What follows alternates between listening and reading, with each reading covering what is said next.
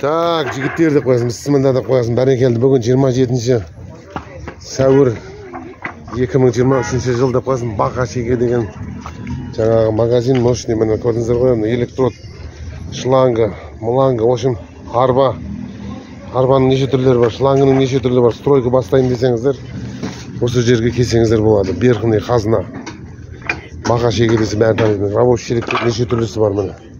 Стройкаға арналған. Сыпырға керек дейсіздер ма? Міне сыпырғының аяқ жазуларын білесіздер міне. Шегенің көкесі осында.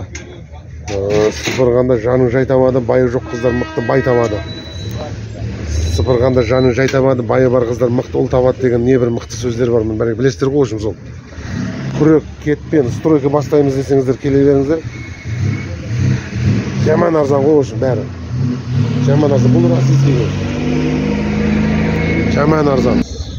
Так, фундамент құятындарға сымдар бар, неше түрлі жаңа вязальный сым дейміз. Одан кейін күректің саптары. Так, одан кейін жаңа шелектер. Фундаментке битум жағамыз десеңіздер, міне гидроизоляцияға бәрін береміз. Сосын жаңағы мынандай палаткалар бар, төбесіне тұтатын жаңағы ұсталардың жататын жерлеріне. Так, жігіттер, бәрекелді, в общем, келе беріңіздер, бәрін түсіндіреміз. Қалай не істеу керектігінен бастайтынын бәрін, балға, плоскогубец, уровень, ара бәрін береміз сіздерге. Баликтер кейін ол ең соңғы жағында. Жаңағы заттарыңызды құлтап қоямын десеңіз, замоктар да бар.